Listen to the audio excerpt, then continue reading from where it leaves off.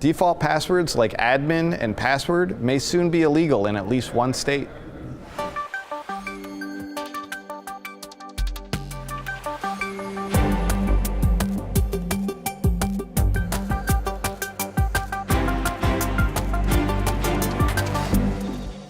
John, I heard you had some interesting news coming out of California. Yeah, so this is an interesting story because we talk a lot about IoT devices, Internet of Things devices, and weak passwords. It's a topic of the show a lot over the past, I would say, 3 or 4 years now. We've been talking about a lot of these devices out there that have default passwords, and that's usually the primary reason that they get compromised so easily. Well, California actually just passed Senate Bill number 327. It's basically some legislation to try to enforce better security practices on connected devices like IoT type devices.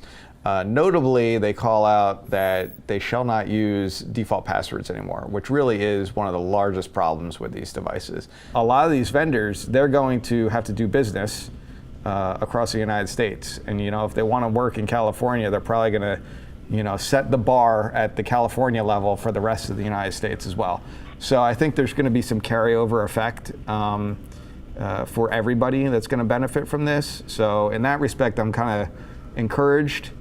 There's a couple of things, there's still a large embedded base of devices out there that have been out there for a long time and people might not ever replace. So it doesn't address that issue. So anyway, I thought it was interesting. And it doesn't go into effect until 2020. So I don't know if you guys have any thoughts on. Well, it's a start. Right.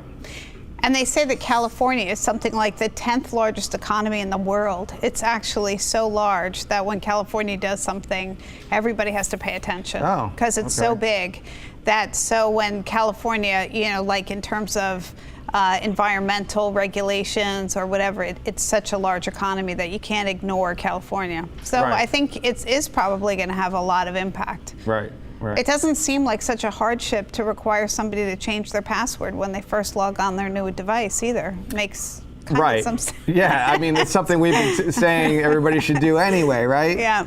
Well, I think in general, this is a good idea. Now, so much of the electronics that we buy have something internet enabled. So as soon as you get home and you plug in these devices, don't wait for it to be legislated. Just as you install it, make sure that you change your password.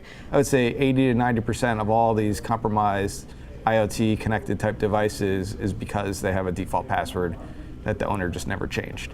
So addressing that would help in the long run. But it might take a while to get all the old ones out of circulation and the new ones put in and stuff like that. Yeah. Yeah, this is a problem that we've been talking about for years and years and years now. The default passwords are one of the biggest issues. You also mentioned the automatic updates and that kind of stuff. But anything that we can do to try to convince device manufacturers to not have default passwords. I mean, you're right. I mean, every month I'm seeing new security bulletins from somebody that they are fixing a vulnerability, and that vulnerability is a default password. Right. And when you look at some of these really large IoT-based botnets that get a lot of the press, like Mirai, more recently VPN filter, all due to default password type situations. Although some of them also are exploiting vulnerabilities in some of these devices too. But in a large part, a lot of it is because of a default password. Yeah, so. It's just too easy. Yeah. All of these devices are just so easy for the bots to take over because they know what the default password is. And since most of the people don't change their default passwords, those devices then turn into participants in these botnets. Evaluate your devices and make sure that they aren't being deployed with default passwords. If they are, make sure you change them.